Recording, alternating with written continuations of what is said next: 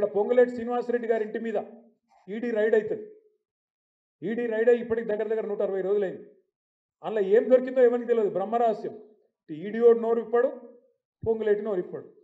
ఇవన్నీ ఏనికి సంకేతం? మరి ఎవరిని కాపాడుతున్నారు ఇవాళ రాష్ట్రంలో? బీజేపీ మీద ఒక్క మాట రేవంత్ రెడ్డి మాట్లాడారు, మీరు చూడు.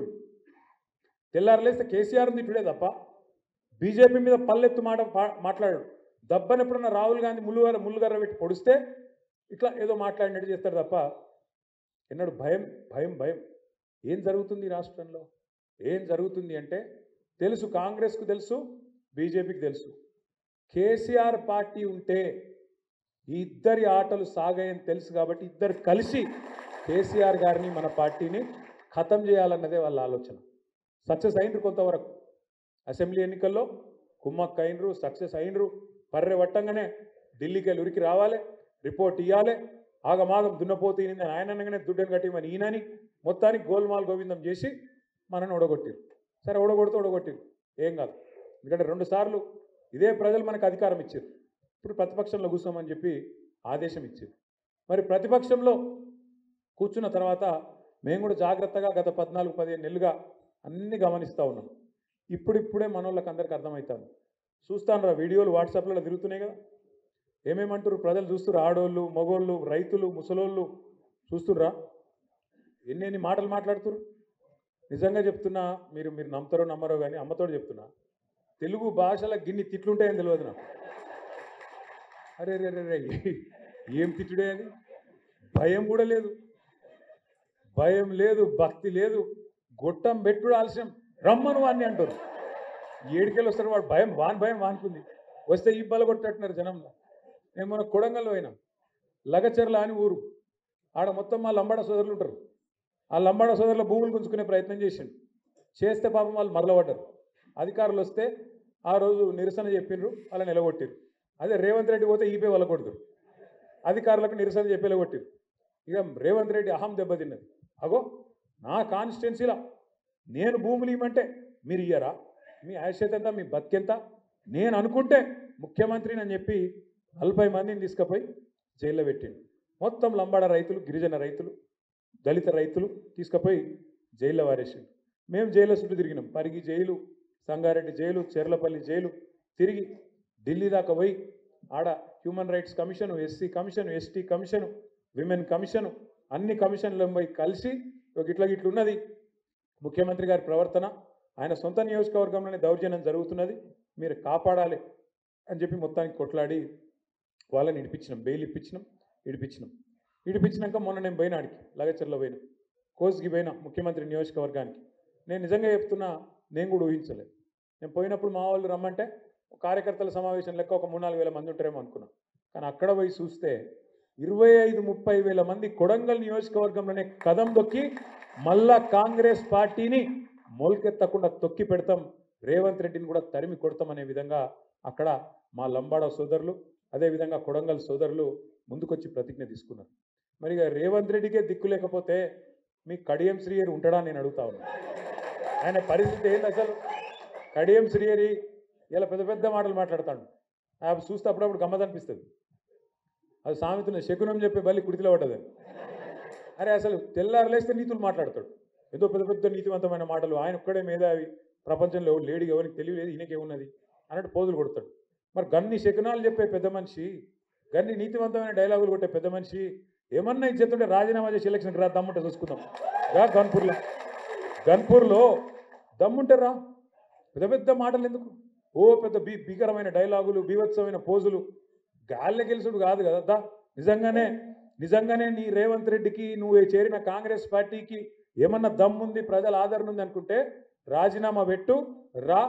ఒక్క కడియం శ్రీహరే కాదు, 10 మంది వాళ్ళు ఏమనుకుంటారో నాకు తెలియదు కానీ తప్పించుకోజాలరు. సుప్రీంకోర్టులో కొట్లాడుతున్నాం, తప్పకుండా న్యాయం జరుగుతుంది. 10 ఎలక్షన్లు కూడా ఉప ఎన్నికలు వస్తాయి, బరాబర్ గిరిగీసి కొట్లాడాలి, వీళ్ళ సంగతి ఏందో చూపెట్టాలి. దయచేసి నేను మిమ్మల్ని కోరేది ఒకటే, ప్రజలకు కూడా ఇప్పుడిప్పుడే అర్థమవుతున్నది, మోసపోయినామని అర్థమైంది. మనకు ఓటైన వాళ్ళు కూడా ఇప్పుడు బాధపడతాను. ఇక బయటికి చెప్పుకోలేరు ఇమ్మీడియట్గా, కానీ కొద్దిగా టైం పడుతుంది, కానీ బాధపడతాను. కానీ ఇది మంచిదే మనకు, ఇది ఖచ్చితంగా మన మంచికే. ఎందుకంటే ప్రజలకు కూడా తెలిసి రావాలి. అప్పుడప్పుడు అప్పుడప్పుడు గాడిదని చూస్తేనే గుర్రం విలువ తెలుస్తుంది, చీకటిని చూస్తేనే వెలుగు విలువ కూడా తెలుస్తుంది, రేవంత్ రెడ్డిని చూస్తేనే కేసీఆర్ విలువ కూడా ఇలా అర్థమవుతుంది. ఇది వాస్తవం. కేసీఆర్ ఉన్నప్పుడు మంచిగా బ్రహ్మాండంగా పడుతుండే, టంగు టింగ్ అనుకుంటా మంచిగా రైతు బంధు పడుతుండే. మరి ముఖ్యమంత్రి గారిగా సేమ్ టింగు టింగ్ అంటే బాగుండదు కదా, అందుకేమనుకున్నాడు, టకీ టకీ అని మొదలుపెట్టి పడా టకీ టకీ పడుతున్నాయి. రైతు బంధు టకీ టకీ, రుణమాఫీ జరిగిందా టకీ టకీ, కళ్యాణ లక్ష్మి పడుతుందా టకీ టకీ, ఒక్కటన్నా ఏదన్నా ఆ టకీ టకీ ఒక్క కాడ మాత్రం పడుతుంది. ఎక్కడ? ఢిల్లీలో మాత్రం మోగుతుంది టకీ టకీమని.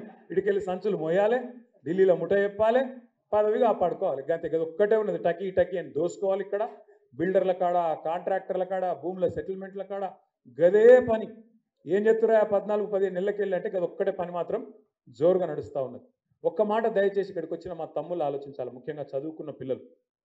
కేసీఆర్ ప్రభుత్వాన్ని ఇదే రేవంత్ రెడ్డి ఒకసారి కాదు ఒక 100 సార్లు అన్నాడు, 1000 సార్లు అన్నాడు. అప్పుల పాలు చేసిపోయినా ఆ రాష్ట్రాన్ని, అప్పుల పాలు చేసిండు, ఆగం చేసిండు, నాశనం చేసిండు అని మాట్లాడండి. మేము మొత్తం పురుజ లెక్క తీసి చెప్పినాం మొన్న అసెంబ్లీలో. ఏం చెప్పినాం? మొత్తం 10 ఏళ్ల కాలంలో తెలంగాణ వచ్చినాక కేసీఆర్ ప్రభుత్వం చేసిన అప్పు సంవత్సరానికి 41,000 కోట్లు, సంవత్సరానికి 41,000 కోట్లు. సరే, కేసీఆర్ ప్రభుత్వం అప్పు చేసింది. అప్పుతో ఏం చేసింది అంటే, కేసీఆర్ ప్రభుత్వం అప్పటిదాకా ఘోరాతి ఘోరంగా ఉన్న కరెంటు వ్యవస్థను మంచిగా చేసింది. 24 గంటల కరెంట్ ఇచ్చేటట్టు అద్భుతంగా, రైతులకు ఉచితంగా ఇచ్చేటట్టు అద్భుతమైన ఏర్పాట్లు చేసింది. సబ్స్టేషన్ లేని కాడ సబ్స్టేషన్ కట్టినాం, లైన్లు వేయాల్సిన కాడ లైన్లు వేసినాం, పోల్స్ వేయాల్సిన కాడ పోల్స్ వేసినాం, ట్రాన్స్ఫార్మర్ పెట్టాల్సిన కాడ ట్రాన్స్ఫార్మర్ పెట్టినాం, కరెంటు బాగా చేసినాం. అద్భుతమైన ప్రాజెక్టు కాళేశ్వరం, మొత్తం భారతదేశంలో కాదు ప్రపంచంలో అతిపెద్ద లిఫ్ట్ ఇరిగేషన్ ప్రాజెక్టు. అగో కాళేశ్వరం ప్రాజెక్టు కట్టేందుకు అప్పు చేసినాం, భవిష్యత్తు మీద పెట్టుబడి పెట్టినాం. నల్ల నీళ్ళు లేని దుస్థితి, ఆడబిడ్డల నెత్తి మీద కుండ పెట్టుకొని బిందె పెట్టుకొని కిలోమీటర్లు పోయే అవస్థ ఏదైతుండేనో అగో దాన్ని మిషన్ భగీరథతోని బ్రహ్మాండంగా మొత్తం తుడిచిపెట్టి శాశ్వతంగా ఇంటింటికి నల్లా పెట్టి నీళ్ళిచ్చిన ప్రభుత్వం కేసీఆర్ ప్రభుత్వం. 73,000 కోట్ల రూపాయలు, ఒకసారి కాదు 2 సార్లు కాదు, 12 సార్లు 12 కాలాలు మీకు రైతు బంధు రూపంలో 73,000 కోట్ల రూపాయలు 70 లక్షల రైతుల ఖాతాల్లో టైంకు టంచన్గా వేసింది కేసీఆర్ ప్రభుత్వం. 28,000 కోట్ల రూపాయలతోని 2 సార్లు ₹1,00,000 దాకా రుణమాఫీ చేసింది కేసీఆర్ ప్రభుత్వం. జిల్లాకు ఒక మెడికల్ కాలేజ్ పెట్టింది కేసీఆర్ ప్రభుత్వం. వరంగల్లో ఇవాళ మొత్తం తెలంగాణలోనే అతి పెద్ద హాస్పిటల్ కట్టింది కేసీఆర్ ప్రభుత్వం. మీ గన్పూర్లో Kaloji university of health sciences పెట్టింది కేసీఆర్ ప్రభుత్వం. మీ పక్కనే ఉన్న పరకాల్లో భారతదేశంలోనే అతిపెద్ద టెక్స్టైల్ పార్కు పెట్టింది కేసీఆర్ ప్రభుత్వం. మరి ఏం చేసిండు కేసీఆర్? సంవత్సరానికి 40,000 కోట్ల అప్పు చేసి అంటే నన్ను చదువుమంటూ ఇంకో గంట చదువుతా. 200 గురుకుల పాఠశాలలు ఉంటే దాన్ని 1022 చేసిండు కేసీఆర్ ప్రభుత్వం. మరి నేను అడుగుతున్నా రేవంత్ రెడ్డి గారు, ఆనాడు మిషన్ కాకతీయ, ఇంకా చాలా ఒకటిగా అది చెప్పాలంటే శాను, ఆ రోజు అన్నవు నువ్వు కేసీఆర్ను 40,000 కోట్ల అప్పు చేసిండు సంవత్సరానికి అని అన్నవు.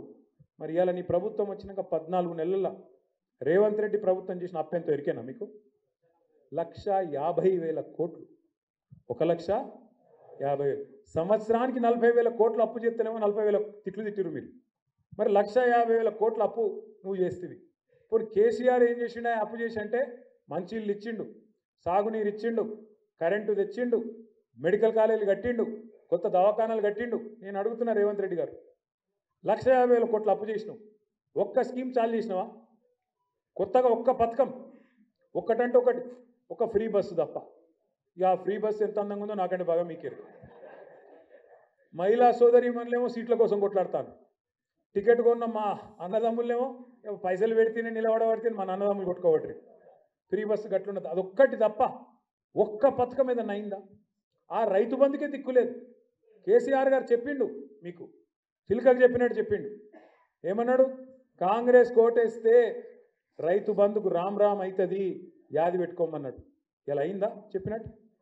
ఇలా 1,50,000 కోట్ల అప్పు చేసి కొత్తగా ఒక్క ఇటుక పెట్టలే, కనీసం ఒక గోడ కట్టలే, కనీసం ఒక పథకం చాలు చేయలే. ఏడవైనాయి పైసలు? మరి ఢిల్లీలో ఠకీమని ఢిల్లీలో మాత్రం రాహుల్ గాంధీ కాడ పైన ఉండే ఢిల్లీ పెద్దలు ఎవరైతున్నారో ఆడ మాత్రం మంచిగానే పడుతున్నాయి. అందుకే రేవంత్ రెడ్డి ఈడ మార్కులు పడుతున్నాయి, దుకాణం నడుస్తాను.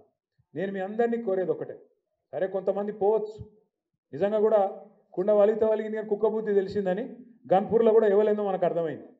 గన్పూర్లో ఎవలేంది, ఎవల నీతి ఏంది, ఎవల నిజాయితీ ఏందో ఇలా ప్రజలకు అర్థమైంది, మనందరికి అర్థమైంది. ఇవాళ రాజయ్య గారి నేతృత్వంలో మీరు బ్రహ్మాండంగా పోరాటాల్లో ముంగట్టున్నారు. అన్ని మండల మీటింగ్లు బ్రహ్మాండంగా జరుగుతూ ఉన్నాయి. ఎప్పటికప్పుడు ఇక్కడ పార్టీ ఆఫీస్ కూడా రాజయ్య గారు చెప్తా ఉన్నారు, అన్న ఫలానా జరుగుతూ ఉంది, ఫలానా జరుగుతూ ఉందని. మనం కూడా తప్పకుండా రాబోయే రోజుల్లో, ఎందుకంటే ఇప్పుడు రైతులు ఒకరు కాదు ఇద్దరు కాదు 450 మంది పైచులకు ఆత్మహత్య చేసుకున్నారు రోజుకొకరు చొప్పున. ఇప్పుడు ఈ 48 గంటలని 7గురు ఆత్మహత్య చేసుకున్నారు. ఒకవైపు మన రైతులను కాపాడుకుంటూ, మరొక వైపు వాళ్ళ కోసం పోరాటాలు చేస్తూ మనం కూడా ముందుకు పోదాం. పెద్దలు కేసీఆర్ గారి నాయకత్వంలో ఈ సంవత్సరంలో మనం 3 ముఖ్యమైన పనులు చేసుకోబోతా ఉన్నాం. ఒకటి, మన పార్టీ మెంబర్షిప్ కూడా కొత్తగా సభ్యత్వ నమోదు కార్యక్రమాన్ని, కమిటీల ఏర్పాటు, సంస్థాగత నిర్మాణం పటిష్టంగా కింది నుంచి మీ దాకా మనం దసరా వరకు పకడ్బందీగా చేసుకుందాం. ఏప్రిల్ 27 తర్వాత చాలు చేసుకొని మన పార్టీ వార్షికోత్సవం తర్వాత బ్రహ్మాండంగా మనం ఒక 3-4 నెలల్లో మంచి కమిటీల నిర్మాణం కిందికెళ్ళి మీ దాకా బందోబస్తుగా చేసుకుందాం. నెంబర్ 1. నెంబర్ 2, ఎప్పటికప్పుడు ప్రజా పోరాటాలు. అది వీళ్ళు ఇచ్చిన 6 గ్యారంటీలు 420 హామీలు మాత్రమే కాదు, వీళ్ళు చెప్పిన ఇతరత్ర విషయాలు, రుణమాఫీ కావచ్చు, ఇంకోటి కావచ్చు, అన్నిటి విషయంలో బీజేపీ నోరు తెరవడు. ఎందుకంటే వాళ్ళకి మంచి ఒప్పందం ఉంది, నువ్వు కొట్టినట్టు చేయి, నేను ఏడిచినట్టు చేస్తా అంటారు తప్ప వాళ్ళిద్దరు ఏం చేసుకోరు. మళ్ళా కొట్లాడేది, నిలబడేది, తెలంగాణ ప్రయోజనాల కోసం కలబడేది కేసీఆర్ దండు, ఈ గులాబీ సైన్యమే తప్ప ఇంకొకరు కాదు. కాబట్టి ఇంకోవైపు ప్రజా పోరాటాలు కూడా కొనసాగించాల్సిందే. ఇక 3వ పని, మనం ఈ సంవత్సరం 24 ఏళ్ళు నిండి 25వ ఏట మనం పడతా ఉన్నాం. మన పార్టీ కూడా 25 ఏళ్ళ పార్టీ కాబోతా ఉంది. కాబట్టి రజతోత్సవ సంబరాలు కూడా పార్టీ పిలుపునిస్తుంది.